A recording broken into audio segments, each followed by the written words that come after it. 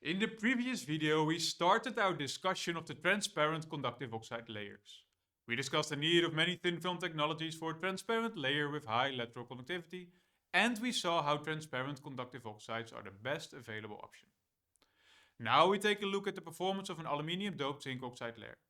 As discussed in the previous video, the red, yellow and blue areas represent the absorption, reflection and transmission of the TCO layer respectively. We also discussed how the increased free carrier absorption can be explained with the Drude model of metals. This model describes how the free charge carriers in a semiconductor or metal absorb the light, usually in the infrared spectral range. I'll now guide you through some of the complex equations of the Drude model. Please note that the purpose of this part is for you to understand some of the inherent trade-offs present in TCOs. You do not need to fully understand or apply these equations yourself. In a Drude model, the frequency-dependent electric permittivity is given by this equation.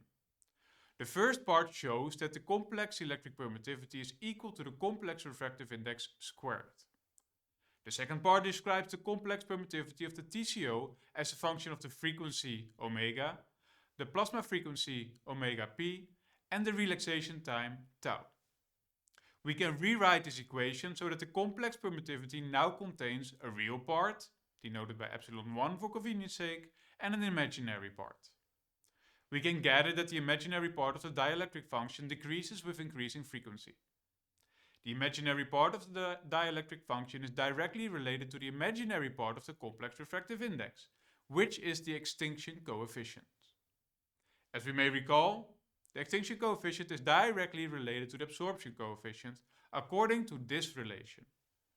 Therefore, as the imaginary part will increase with decreasing frequency, the absorption by the TCO increases with increasing wavelength. Furthermore, as we can see, when the photon wavelength is greater than the plasma wavelength, the TCO starts to become highly reflective. For applications in solar cells, the TCO should be highly transparent in the active region of the absorber, which, for example, is this region for crystalline silicon. Therefore, the plasma wavelength should at least be longer than the wavelength of the absorber. The plasma frequency is proportional to the free carrier density, NF, the effective electron mass, ME, and two physical constants being the elementary charge Q and the electric permittivity of free space, epsilon naught. The free carrier density is an important parameter for the conductivity of the TCO. Generally speaking, the higher the free charge carrier density, the greater the conductivity of the material. We can gather from this equation that a higher free carrier density also inevitably results in a high infrared free carrier absorption. Finding an optimum between high transparency and high carrier densities is a very challenging process in TCO design. Let's look in more detail at the trade-off between transparency and conductivity. In this graph, we can see the absorption coefficient at a wavelength of 1100 nanometers, so in the infrared range, on the vertical axis. The bulk resistivity of the TCO is plotted on the horizontal axis. A number of data points are added for aluminium doped zinc oxide in red. These data points represent samples processed under different conditions. The processing conditions affect the doping types, the size of the crystalline grains and defects in the material, which in turn influence the carrier density and mobility and the transmission of a TCO. We now add a number of intrinsic or undoped zinc oxide samples in the plot. As predicted by the Drude model, the aluminium doped zinc oxide has much lower resistivity, so it's much more conductive, than intrinsic zinc oxide, but it has much higher absorption in the infrared. We can add yet more TCO materials in this plot, such as indium doped tin oxide, here indicated in green, and hydrogenated indium oxide indicated by the orange dots. The figure shows that low infrared absorption and low bulk resistivity can be achieved by different TCO materials, but none manage to achieve these desirable characteristics at the same time.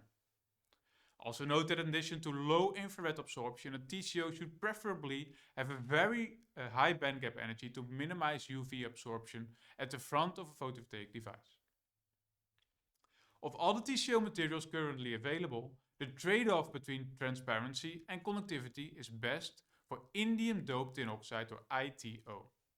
ITO is used for a variety of applications, among which are your mobile phone and flat screen TVs. Indium is, however, a rare earth element with a very low abundance of 0.05 parts per million in the Earth's crust, which is about similar to elements like silver and mercury. This makes ITO less preferable for cheap, large-scale PV applications. Other TCO materials are therefore thoroughly investigated and used in industry. Promising among them is the earlier discussed aluminium-doped zinc oxide, or AZO. The materials for AZO are non-toxic and inexpensive, due to an abundance of about 8% for aluminium and 65 parts per million for zinc.